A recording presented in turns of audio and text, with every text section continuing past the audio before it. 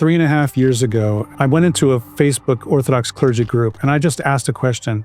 Have you been seeing more inquirers and catechumens and converts than you've been seeing before? And then I had dozens of responses. What's going on? As Western society has rolled more and more in the direction of disenchantment, that people have realized that they actually have a hunger. One of the things that Orthodox Christianity has in particular is that we make the unseen very seen. The big sort of apologetical push was to convince people of the existence of God. But in my experience, the people that are showing up, many of them, that's not the question that's on their mind. They want to know what they can do about the demons that they actually are experiencing. When Jesus Christ is first preached to the world, it's a world full of worship of demons. That's what the gods of the nations are. They are demons. They're not fairy tales that don't exist. And so when Jesus is preached, the message is that the kingdom of heaven is at hand, which means all these other kingdoms are about to get trashed. Do you think, though, that behind the kind of gargantuan pornography industry, there is an actual demonic impetus? Absolutely.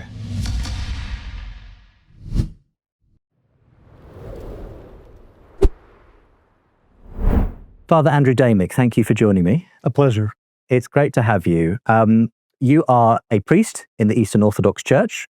You're also the Chief Content Officer for Ancient Faith, a ministry, and you can find that at ancientfaith.com. Yep. And I'm speaking to you here at the ARC conference. So you've come in all the way from the USA. That's right. I flew all day yesterday and got in very late last night. Well, you must be feeling slightly jet lagged, but I'm glad that we could make this happen, Yes. this recording.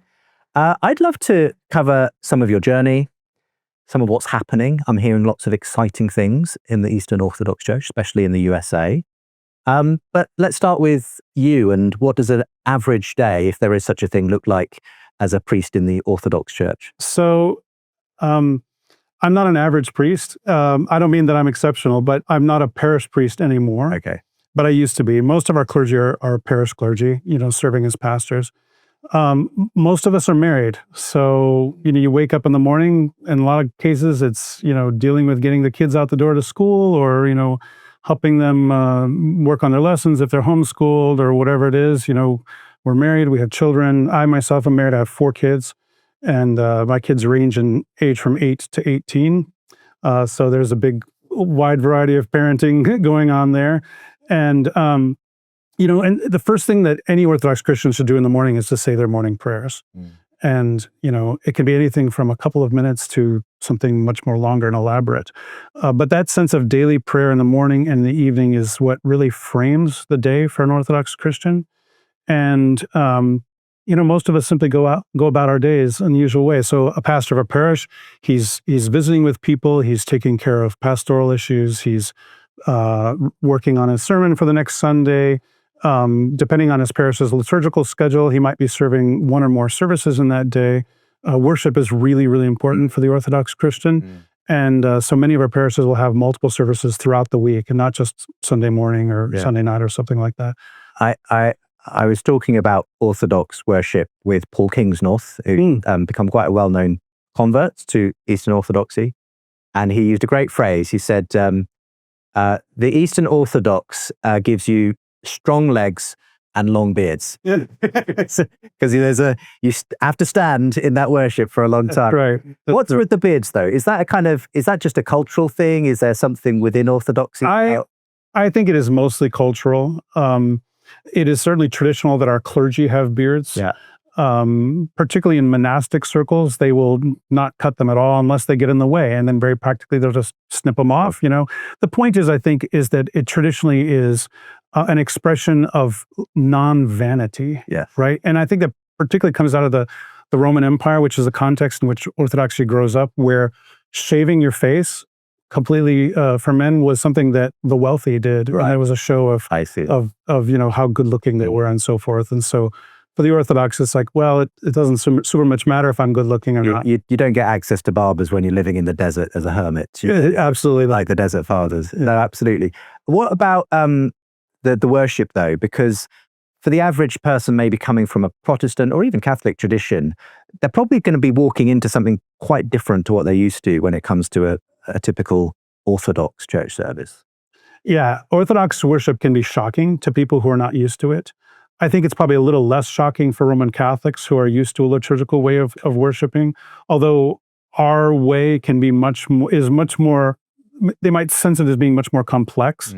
And certainly our churches traditionally are very visually complex on the inside because of the iconography. For Protestants, kind of depending on what they're from, it might be a complete shock because for many Protestants, the focus of the church service is a sermon, 30, 45 minutes, maybe an hour, depending on the tradition. Whereas for us, most of the time, that's just 10, 15 minutes out of an hour and a half long service, which is mainly singing and prayer and focused on receiving the Eucharist. So it's much less like sitting down and receiving a lesson and much more, the people of God standing in awe before their God to receive what comes from the altar. And so in a lot of ways, a lot of people will look at it and say, oh, this feels very sort of Old Testament to me. And from our point of view, we're just simply continuing on with a transformed version of what was given by God in the Old Testament. Yeah.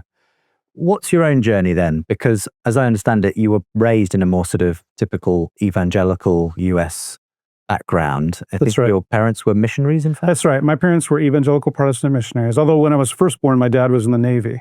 But when I was 7, my parents became missionaries. And we belonged to a radio mission. And so we did eventually, when I was 10 years old, we moved to the island of Guam, which is a U.S. territory, but the culture is very, very different from most of the U.S. It's being out in the Pacific. Then when I was in college, I began to ask questions about what is the relationship between truth and beauty and worship. And that led me on a journey to begin to explore historical forms of worship. Because I was raised basically Baptist, although my last stop in the Protestant world was the beginnings of a megachurch in the mid-1990s, where there's a band on stage and lighting and that kind of thing. And I remember having a conversation at a college-age Bible study that I belonged to when I was in the evangelical church. And I started talking about these things. I started talking about, I wonder what is the role of tradition and history in Christianity. And the other people at the Bible study just kind of looked at me blankly. They just had no idea what to say. And I didn't either, but I was asking the questions. And one of the catalytic moments was I had a conversation with a friend of mine who was also a missionary kid, and he had decided to become Roman Catholic. And in the course of that conversation, he started telling me about all of his difficulties with Protestant theology. And it was clear to me that the reason he wanted to become Catholic was not so much out of a love of Roman Catholicism as a dissatisfaction with where he was. But I realized a lot of the things that he was saying made sense to me in terms of criticisms. And in the course of that conversation, the Orthodox Church got mentioned, not because he really knew anything about it or I knew anything about it, but it was just sort of thrown out as a side comment, as I recall. And this was 1997, so there was no Google, but I went to Alta Vista and searched, for Orthodox Christianity just because it stuck in my head.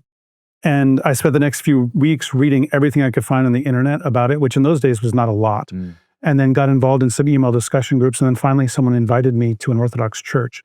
And it was a very small mission that was meeting in a borrowed chapel space that belonged to an Episcopal church. And even though it was very simple and none of the glorious iconography and so forth that you associate with Orthodox churches, what I saw that day convinced me that heaven, in fact, touches earth in a way that is palpable and that you can actually experience and not just think about. You can actually have that experience in a 3D reality. And so even though on that day I didn't make any decisions about church, in my heart I realized that I wanted that and couldn't live without it. And here we are a number of years later, and you're a priest in the Orthodox Church. You're obviously very involved in public-facing ministry as well through ancient faith. I've been intrigued because going back a few years, I knew about the Eastern Orthodox. I'd engaged a little bit. Suddenly, in the last few years, seems like everyone I bump into is talking about the Eastern Orthodox Church. So something's happening. I've had the pleasure of interviewing a number of converts to Orthodoxy, often not even people, some of them who have kind of been on your journey, have been in an evangelical Protestant tradition and then found their way into Orthodoxy. Others who have pretty much jumped in from atheism, and when they found Christianity pretty soon after, they found their way into Eastern Orthodoxy. I could mention Paul Kingsnorth, who I'm sure you're aware of, a celebrated writer and poet from here in the UK. Also Martin Shaw, storyteller, mythologist, who has quite recently had this quite extraordinary, profound conversion to Christianity and specifically Eastern Orthodoxy. What's going on, I suppose, given that people seem to be opening up at some level to this very ancient stream of the Christian church? Yeah. I've been Orthodox for almost 30 years now. And, at the time, the kind of people that came into the Orthodox Church, a lot of them were like me. They were asking questions about worship, but also in many cases about authority. Like, okay, is there such a thing as a true church? Is this it? If that's the true church, then shouldn't I be in it? And my experience in working with many converts over the years now has been that authority question is not being asked as often anymore. People are often not as often looking for the true church, especially if you're an atheist. Believe in any church at all. Who cares which one is the true one? But I think that one of the things that's happened is, especially in the last number of years, is that as Western society has rolled more and more in the direction of disenchantment, with a sense that the unseen world is just simply either it doesn't exist or that it's not accessible. That as that has happened more and more, I think that people have realized that they actually have a hunger for that. And I believe that one of the things particularly that happened in the last few years is that with the onset of the coronavirus pandemic and many countries in the world taking steps that basically said, stay home, stop meeting with other people. And of course, among other things, that meant stop going to church for a lot of people. They were reduced to watching it on a screen, if at all. That sort of last enchantment that most people had, which is just the enchantment of being with other people. Yeah. Like there's something, like right now, there's something unseen going on between us because we're with each other. Where two or three are gathered. Exactly. That was taken away. And I think for many people at that moment, they realized they had been starving. They had been living on bread and water for their whole lives. And now they had nothing or very, very little. And so as a result, we're seeing this, as you've been tracking this rebirth in many ways of people coming back into Christianity and giving a second look. And I think that one of the things that Orthodox Christianity has in particular is that we make the unseen very seen. We don't just talk about it. It is very explicit, right? You can not only see depictions of the unseen world inside of our churches, and then participating in the liturgy, it looks like what you see described in the scriptures. In heaven itself, it looks like heavenly worship. Our hymns are constantly engaging with the reality of angels and demons and of saints surrounding us and interacting with our world. It's a very crowded spiritual world, and Orthodox Christianity simply makes that explicit. Yeah. And I think that when people encounter that, that says to them, wow, I've been starving all these years, and wow, there's a banquet in front of me that I can have, actually. And one of the things I've found as I speak with people is that many people are having experiences that you might describe as being mystical or supernatural. In fact, in the driver that took me to the airport when I came here, when he found out that I was a priest, he asked me, he said, has anyone ever talked to you about mystical experiences? I said, yeah, all the time, actually. He says, really? I said, yes, all the time.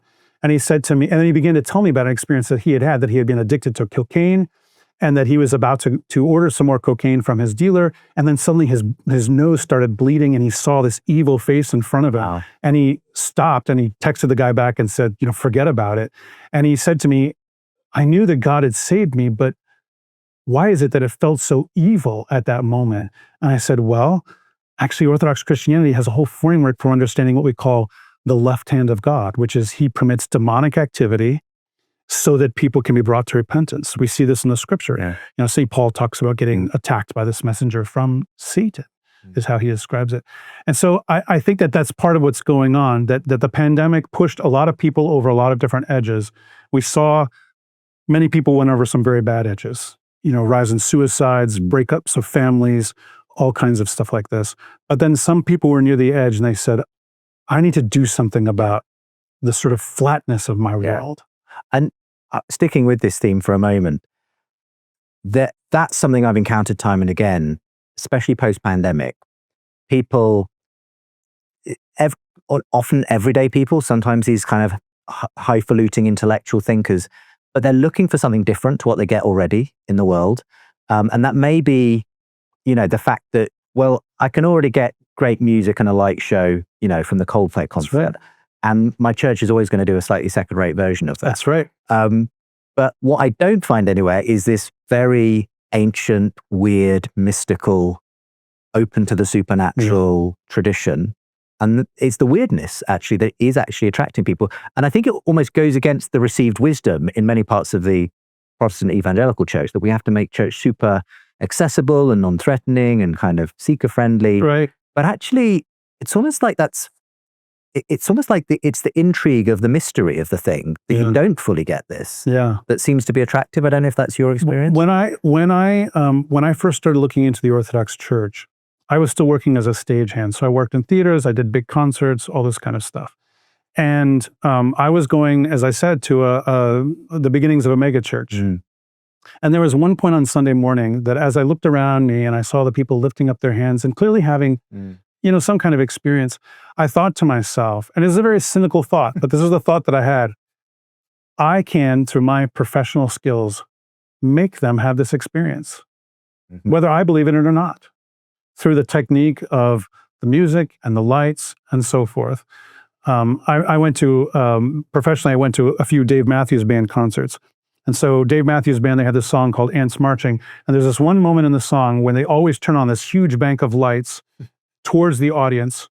And I watched this happen 3 times. The audience gets very excited, goes crazy, has a big emotional experience. That is pure technique. You can absolutely press a button and they're suddenly having an experience.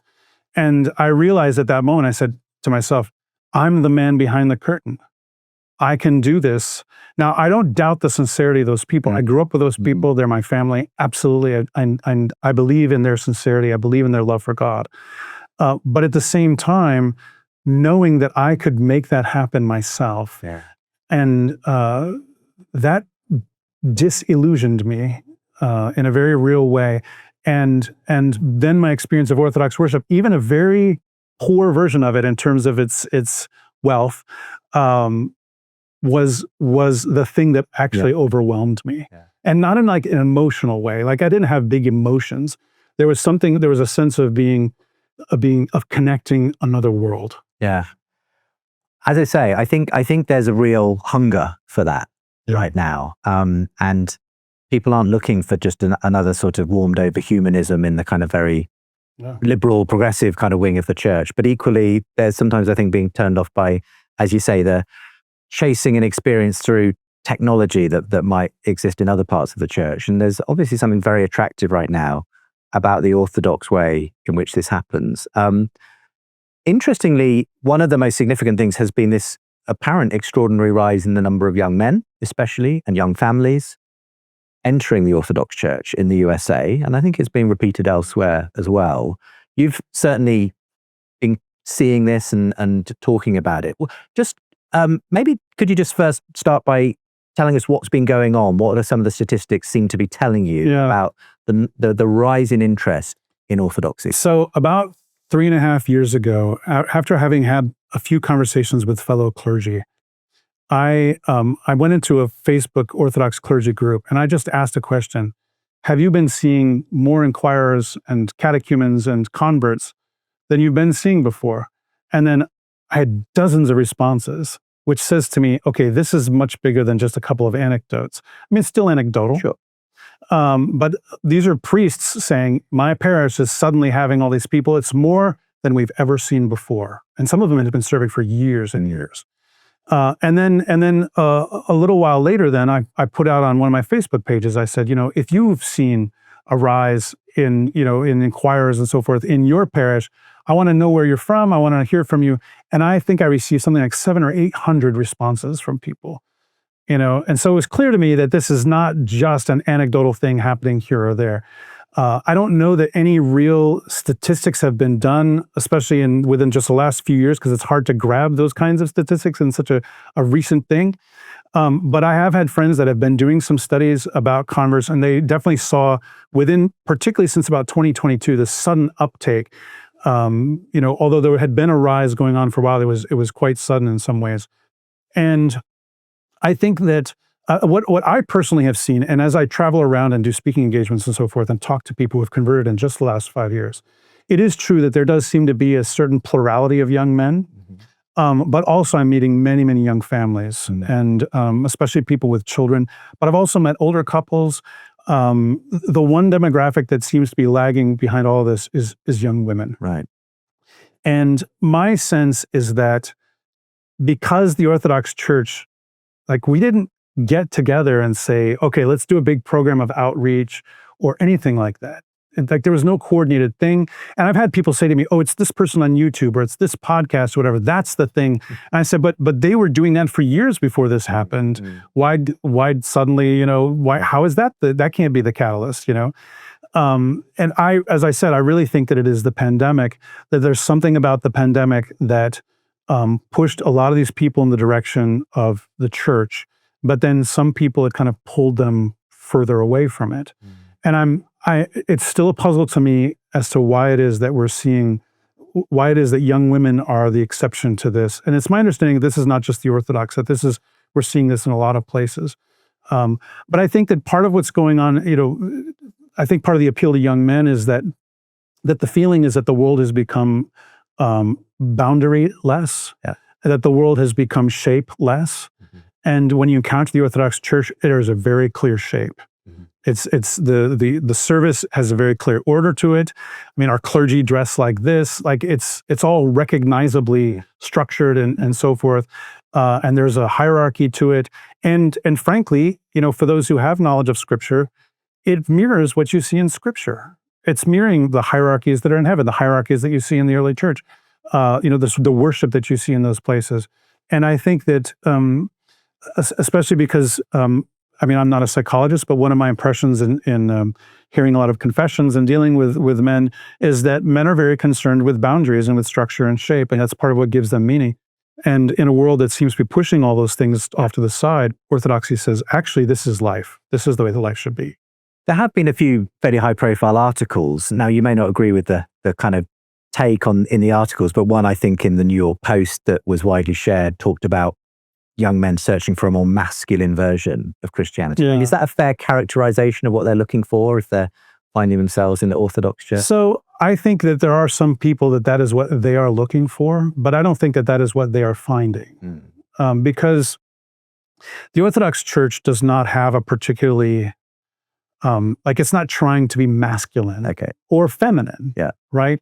Our highest saint is a woman, the Virgin Mary. She's the one that is the great exemplar. And I mean, she's a woman. She's the essence of femininity, right? I think that part of what it is that to be a man, as I said, involves this need for structure. And Orthodoxy simply has it. But it's not that structure is an inherently masculine thing. Women have structures. Women serve in structures and need structures as well. But I think that there's a narrative that's happening that's trying to explain what's being seen. I mean, with the young men, I kind of have a theory, and it very much parallels what you've already said, which is that I think there's been a kind of male identity crisis brewing in the West. And just as you say, I think a lot of men, young men especially, are looking for a sense of structure to their lives, something that they can kind of find as a sense of meaning and purpose and identity. Now, interestingly, it's precisely that demographic that has most often historically in the last 50 plus years been missing in our church. That's right. And it almost feels like, well, is this just the pendulum starting to swing back in the sense? Yeah. We could do with a lot more young men in our churches, frankly. So I'm really glad to hear that. But as you say, I'm wary of kind of saying, the church has to be more masculine, because actually that's kind of maybe feeding into the wrong sort of. There is this sort of, I don't think it's a real bumper sticker, at least I hope it's not, but there's this kind of bumper sticker about Orthodox Christianity that goes around on the internet. And I actually wrote a whole article against this at one point because I just kept on seeing it. And it says, Orthodoxy, Christianity only tougher. I was like, that's wrong. It's Christianity, period. Right. It's not tougher than Christianity. It's not Christianity plus toughness. Certainly we have disciplines that can be very difficult, the fasting, the long services and whatever. But historically, the people who are doing that the most successfully and the most consistently, as we've seen, are women. Right. The stereotype, for instance, in the Russian church throughout the period of communism is that churches are just full of a bunch of old women. Right. Because those are the ones showing up with those iron knees and standing there forever and ever. Hi there, I hope you're enjoying the show. If you'd like a free chapter from my book, The Surprising Rebirth of Belief in God, and also from my latest book, Why I'm Still a Christian, then subscribe to my newsletter and I'll send you those chapters along with updates on my work. I won't spam you, just encourage you with Thinking Faith articles, events, videos and resources. The newsletter link is with the info. Enjoy the rest of the show. They're the ones who have often seen churches through their hardest, lowest ebbs, and so on. It was really interesting because just here we're recording, as I say, at the ARC conference, and in the first session happened to sit down next to a young guy who told me he's been on something called Exodus 90, which is a kind of 90-day thing aimed at young men, which involves an hour of prayer every day, cold shower, and various disciplines to kind of basically separate you from your iPhone addiction, pornography addiction, all these sorts of things. And although it's not explicitly, I think, an orthodox, program, it just reminds me so much of the fact that I think a lot of these young men, they are actually looking for the challenge of something that kind of says, no, here's something to a rule for life, essentially. Right. And it's interesting because, again, you wouldn't think it would be very fashionable or popular to encourage people to take up fasting as a regular activity. Yeah. One of the things that Orthodox Christianity has, which is, I'm not going to say it's completely absent from other kinds of Christianity in the West, but mostly absent, is this sense of asceticism. That fasting is a normal part of life. Most weeks it's twice a week, Wednesday and Friday, and then for long periods right before Easter, long period right before Christmas, a couple more fasts in the summer. It ends up being half the days of the year, roughly speaking. And then other ascetical practices, like what St. Paul says, for instance, that husbands and wives should kind of leave each other alone while they're fasting and praying. This is normal Christianity. Actually, for most of Christian history, Orthodox Christianity just never dumped that. Yeah. And it's absolutely humanly possible. Humans have been doing it for 2,000 plus years. And as you said, it seems to be counterintuitive because modern culture, especially American culture, is like, oh, I'll make that easier for you. I'm going to make that more convenient for you. At the touch of the button, you can have whatever it is you want. But it turns out that when something is easy and is super, super accessible, then it's not worth very much. Yes. Yeah. It's not worth very much. Well, the most valuable things in life you have to work hard for usually, don't you? Just coming back to this extraordinary influx of converts, charismations and so on, how much of this is sort of movement within the church? People who've perhaps been on a similar journey to you, maybe were at one time in Protestant circles and found their way into the Orthodox Church. How much would you say is, as it were, new blood, people who are genuinely finding Christ for the first time? Yeah. So the majority do seem to be coming from Protestant traditions, although a number of the ones that I've talked to, they will say things like, yeah, I haven't been to church in a long time. So is that a movement? I don't know how you would classify that exactly. But definitely there are some that said, I've had it with my church, I'm going here. And we've also received a number of former Catholics. But we are seeing more and more non-Christians coming in. In fact, I have a friend, he says that it's a church in Dallas, Texas, actually. He says he has, I think, 2 or 3 dozen former neo-pagans in his church. So people who had been worshiping Thor and Zeus are now worshiping Jesus Christ. And I've personally baptized a number of people that say, when I was very little, my parents maybe brought us to church a couple of times, but basically I wasn't raised without it at all. And the conversation that I had with my driver on the way to the airport, it was clear to me that he did not even have the most basic knowledge about Christianity, who Jesus Christ is, what the Holy Trinity means. He didn't have that knowledge, which means that he probably wasn't taken to church. I don't know if he was raised with it at all.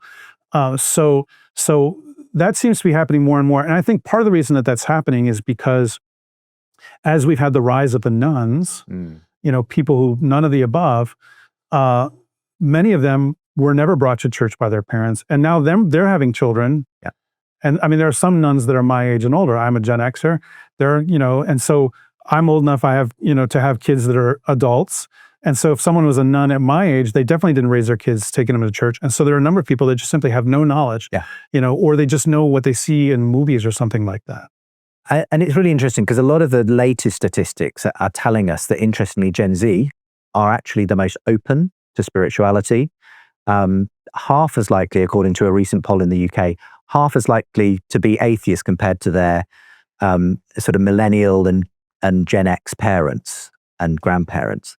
And that's fascinating because it's almost like, I think, the fact that here in the UK, there's been such a kind of hollowing out of the church, and so many people just don't have any church experience or any Christian influence. It's almost like there's nothing to kick against. And the rebellious thing is almost to become religious. That's the kind of, doing something different to what's happening in the culture around you. Yep. And I do think, there is this interesting influx even here among young men exploring Christianity, traditional forms of faith, the weirdness potentially that may involve. I'd be fascinated just to dig in if you've got any kind of specific stories of where you're seeing that happen for some of the people you've met or heard about or encountered, where they're often not necessarily coming from a terribly atheistic space. They're often, like you say, it could be these neo-pagans or people involved in witch talk, on TikTok, and all these kinds of this plethora of kind of spiritualities that are out there. I mean, do you notice a kind of that experiential spiritual thing happening when people actually suddenly find themselves drawn to the church? Yeah. I recall, when I was a kid, growing up in evangelical churches, the big sort of apologetical push was to convince people of the existence of God, right? And, all kinds of apologetical courses and books that you could, read and so forth. I was part of it. Right. Still am to some extent. And I mean, I think that there's absolutely still a place for that, especially for some of the super hard questions. Sure. But in my experience, the people that are showing up at church or that I have conversations with, many of them, that's not the question that's on their mind is, does God exist? Which is a kind of intellectual question. Yeah. Now, for some people, it is a very existential question, like, where is God? That's the existential, like, where is God in my pain and suffering, right? But for many people, the way that I would describe it is, they're not so much concerned about whether God exists or not. They want to know what they can do about the demons that they actually are experiencing. And it might be, demonic experiences like the one I described with the driver, but it might also be a sense of hopelessness or watching, for instance, great evil happening in the world, suffering and monstrous kinds of behavior by human beings. How can that be possible without some kind of spirit that's behind it, that's sort of driving that? And so the existence of the demonic is much more apparent to people. And sometimes when people ask me, well, why do you believe any of this stuff? The first question I ask them is not, do you believe that, do you believe in God, or don't you believe that someone made all of this? Which I think those are important questions, but rather, have you ever experienced real evil that you don't have an explanation for? It's so interesting you say that, because I've also bumped into people where it's easier to start a conversation about the devil than it is about God, because people kind of have opinions actually, and they're almost more willing to believe in a negative spiritual realm because they've possibly bumped into something that made them think it exists. That's right. And I don't know. I mean, it's confusing because at one level we've had a long history since the Enlightenment, arguably, of empiricism and rationalism and sort of God sort of being edged out of academia and the sciences and everything else, making way for this, what was effectively, I think, the crowning glory of that whole movement was the new atheist movement, which, declared God is dead, long live science and reason. And yet, as I have sort of written about and spoken of in my podcast series, I think that movement, interestingly, kind of waned quite quickly. And it's very difficult, actually, to stop people being somehow innately religious. If it's not the Christian story that they invest their lives in, they'll find another story of some kind. Yeah. It's usually not science and reason. Yeah, it turns out that unless you have a high transcendent goal, that you decay. Yeah. You know, that you fall to pieces, you disintegrate.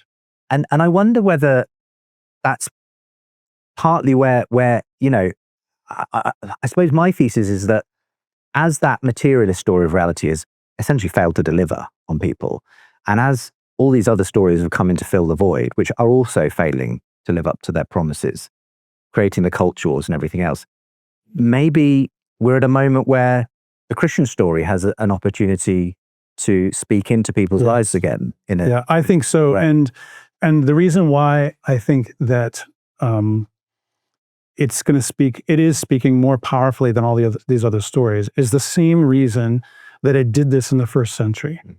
When Jesus Christ is first preached to the world, it's a world full of worship of demons from a Christian point of view. That's what the gods of the nations are. They are demons. They're not fairy tales that don't exist. They are actual malevolent spirits that people are in communion with through their sacrificial systems and through their ritual practices.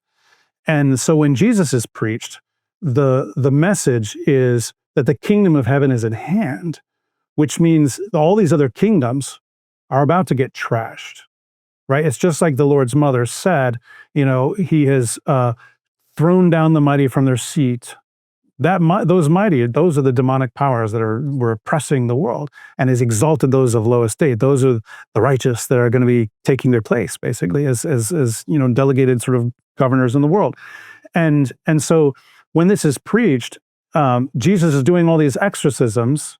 He's throwing them out, and it's actually proving that his person, and so therefore his story, is the highest possible story that there can be. Because the most that one of the other gods could offer you, and they, one of the things the Bible says is, look, they offer you all these things, but they can't follow through. But the most that they can offer you is victory in battle, success at seduction, your crops doing well, fertility for your wife. Like, that's the most that they can offer you. But they're all small. Even Zeus himself has a territory, Poseidon has a territory, Hades has a territory. But God, our God, is in heaven and on earth, and he does whatever he wills. So the proclamation is of a God who is of a completely different order than all the rest. And I think that in this moment, while paganisms are only kind of one piece of what's kind of rushing in, the Christian story is still the highest possible story. Yeah. I mean, you talk in very unashamed terms about the reality of a demonic realm. Absolutely.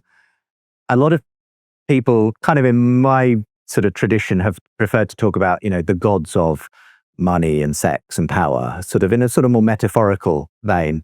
Do you think, though, that behind the kind of gargantuan pornography industry, there is an actual demonic impetus? Absolutely.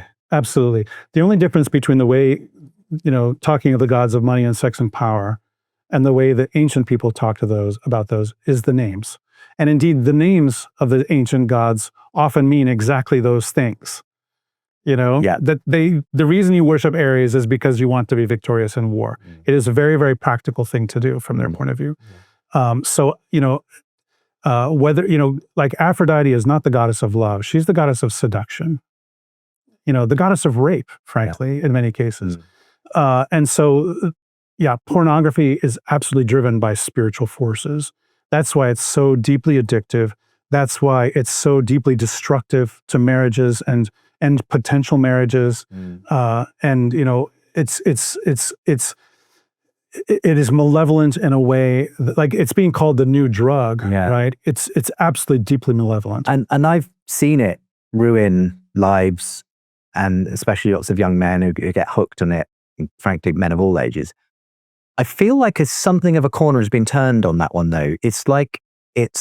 I think people are waking up to just how awful this is. Yeah. There's a kind of sense that I'm hearing from more and more corners that might have traditionally been very liberal, hey, just do what you want as long as it doesn't hurt anyone, who are now realizing, oh, you know what, this is really bad for everyone, men and women. I remember there was one time I made the big mistake of watching the sitcom Friends from beginning to end, which I didn't watch it when it came out in the 90s. As most people my age had done, I decided, okay, this is kind of a big cultural icon on some level. Everybody knows about Friends. So I'm going to sit there and watch the whole thing. I just binged it. And one of the things, so when you watch one episode after another over the course of weeks, one of the things that I noticed, a pattern that emerged from that show, is that they talked about porn a lot.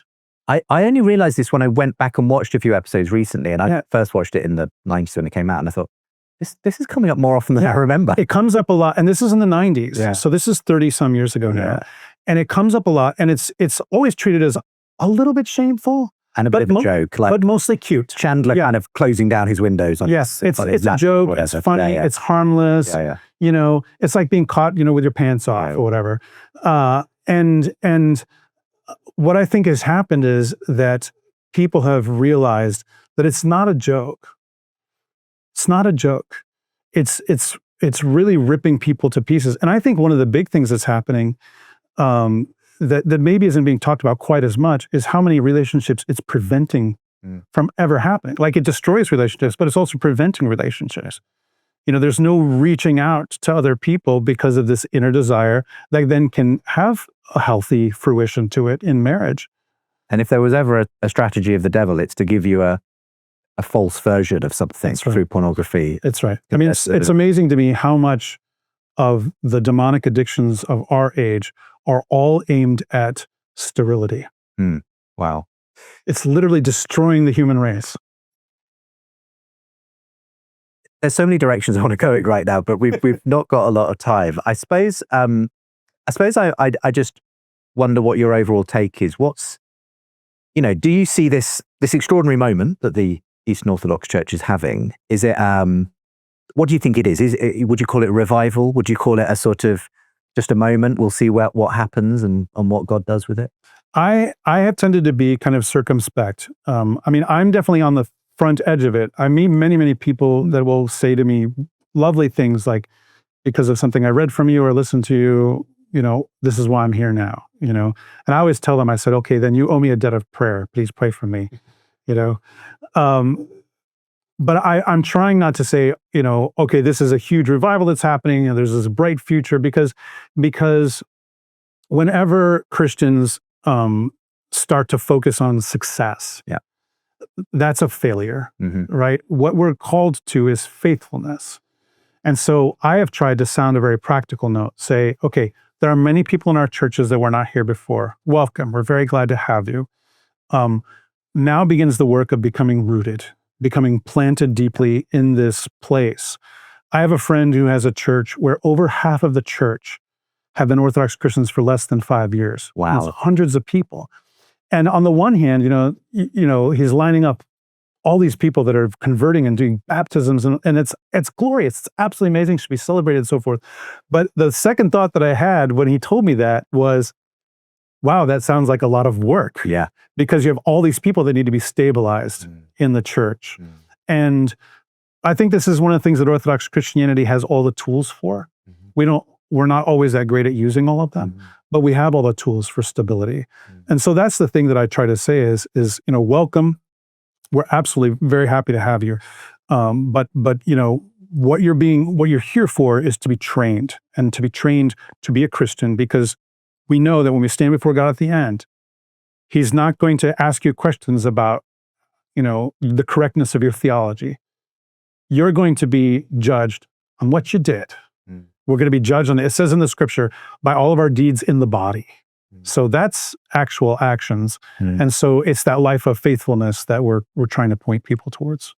Well, thank you for giving us an insight into your life and the exciting things happening in the Orthodox Church. And thanks for joining me to talk about it. Thank God. It's absolutely a pleasure. And thanks for all the work that you do. I'm a big fan. Bless you. Really. Thank you so much. Thank you for watching. For more Thinking Faith, do subscribe to my newsletter. And if you want to support my work, you'll get early access episodes and bonus content. Gold supporters even get free signed copies of both my books too, and the chance for a regular catch-up with me. Again, the links are with the show info. See you next time.